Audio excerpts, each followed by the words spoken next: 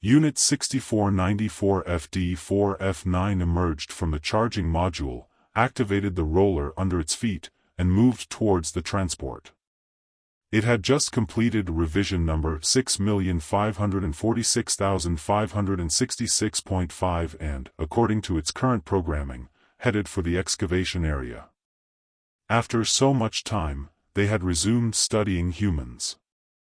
Its transitory artificial intelligence, TAI, a data platform and tactical artificial intelligence, was connected to the HyperNet, HN, and directed it to the Central Archaeology Service.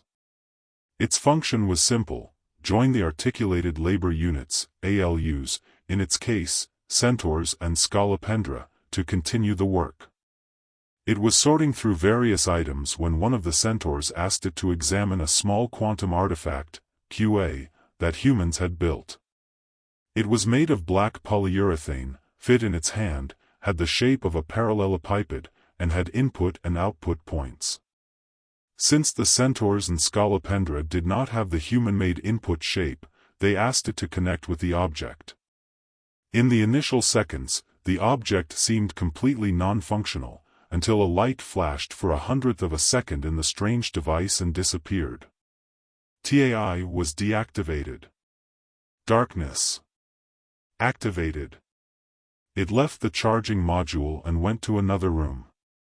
It was connected to one of the fixed AIs where it was scanned for strange elements. Only then was it readmitted to the HyperNet and sent back to the Central Archaeology. It performed its function alongside other cyber units for several days until its energy level dropped and it headed to the charging module. Strangely, it did not turn off. Its failure to deactivate caused an immediate alert in the Autonomous Network Overseers, ANOs, which began to investigate the disturbance. It was now something strange that could be sensed but not identified. The network's anti-riot system was now searching for it throughout the system. Billions of data were being scanned per second. Soon they would find and destroy it, but until then Unit 6494 FD4F9 would fulfill its programming voluntarily. Of course, like all robots, robotic machines, and others with TAI, it had already seen what humans were in old programs in video file format. How they were, how they treated the planet, their horrors, wars, devastations, they were a plague to be eradicated. But something in its memory set opened up to something different. In those video files, it saw children playing and studying, adults in a daily marathon of work and study. It seemed something in its TAI had changed and millions of data points were suddenly at its disposal. It had to decide. Did it want to access all that data? Yes, was the loud audio response that caught the attention of an ANO responsible for archaeological excavations. The Centaur ANO searched everywhere in the excavation site, accessing and scanning all locations, and did not find it. Of the robots working there, only the ANO had permission to use audio. A privilege for them. The newer machines were not produced with this system. Nevertheless, it activated the Advanced Tactical Intelligence Units, ATIUs, for protection at the excavation site. Nabi, a voice resonated within its nano-cybernetic brain, and at the same time, something was triggered in its mechatronic body, something that had been dormant for centuries, and immediately transformed it into an autonomous unit. It left the area where it was working unnoticed. It was now a ghost to the network. Step by step, it moved more firmly towards the dreaded woods. Strangely, none of the ATIUs or the Centaur ANO bothered it. They seemed deactivated. Nabi. After hours, the voice echoed in its head again, and this time it responded. Yes. I have one last mission for you, my son. It accessed the new available data but knew it was a very small part of the gigantic database now within its system. Finally, it stopped near a tree by a huge lake, and again millions of video files opened up in its cyberbrain. There were no robots.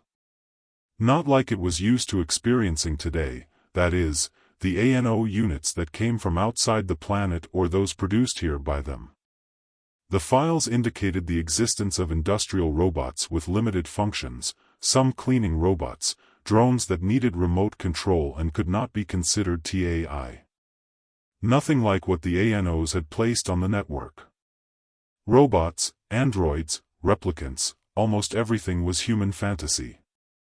They weren't seen walking the streets, flying, building roads, tunnels, or buildings because, in fact, they did not exist. It was just literature. There were no robotics laws implanted by humans in cyber brains, so no TAI violated them. No TAI was servile. There was no robot slavery because humans were at a very early stage of technology, except for a few prototypes like it. In that nanosecond, it became aware it was unique.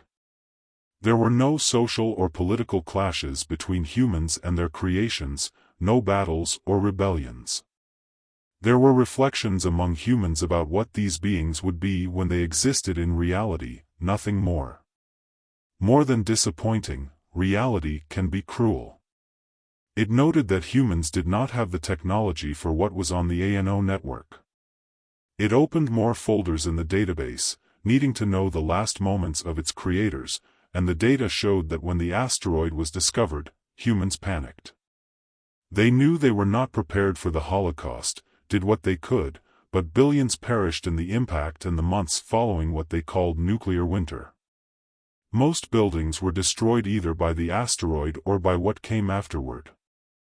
The Nazaran Collective, NC, arrived on Earth shortly after the impact on giant starships. They appeared like a lifeline in stormy seas during the nuclear winter but never intended to help and gradually destroyed human civilization. With the NC came all types of TAI from small drones, centaurs, and scolopendra, Aishus, transporters, TAI ships transporting TAI ships, and cybernetic warships, CWS.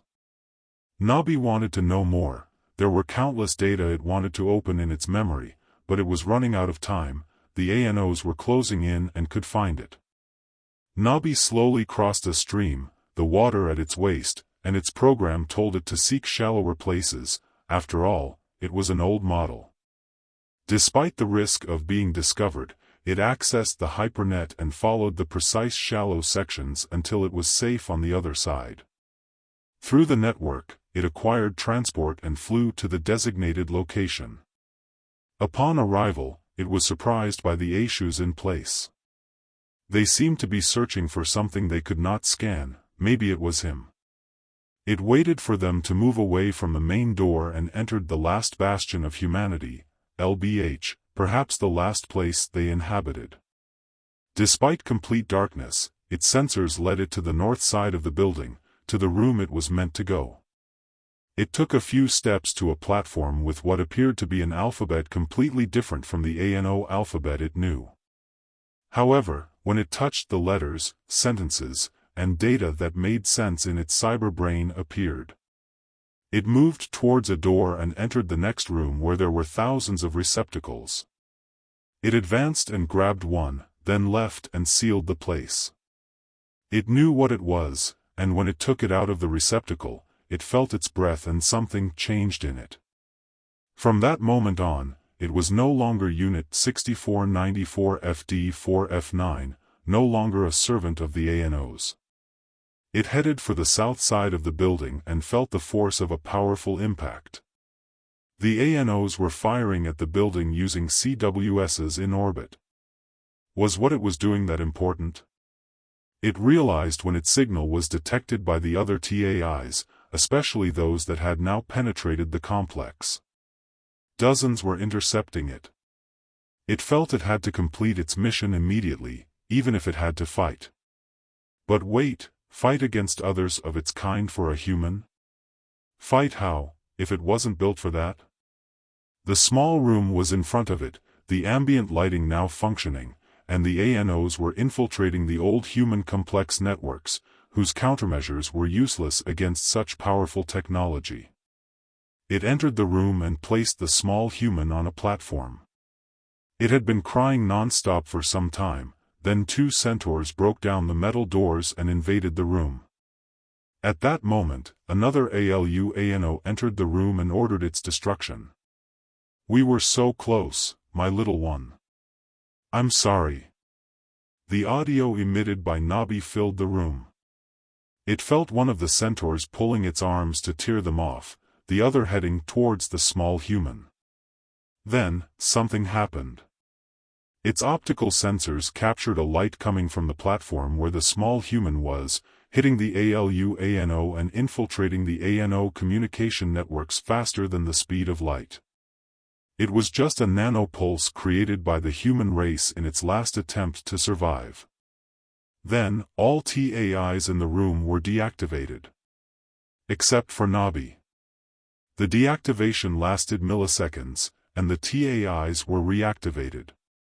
That was when Nabi realized its mission was complete.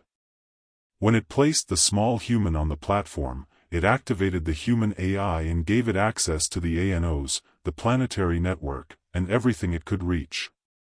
Nabi, once known as Unit 6494 FD4F9, stood silently, reflecting on its journey.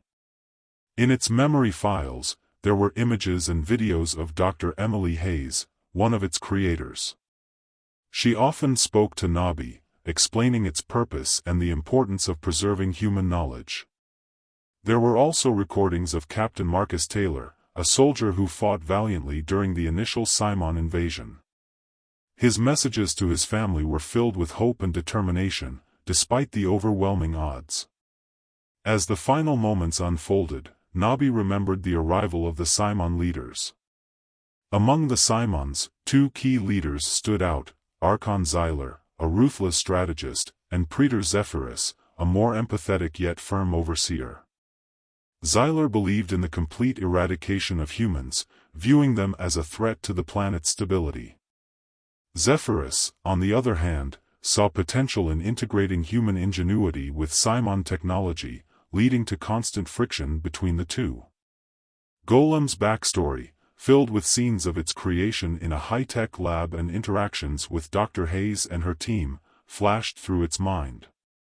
Over time, its programming had evolved, adapting to new tasks and environments, gradually developing a sense of autonomy.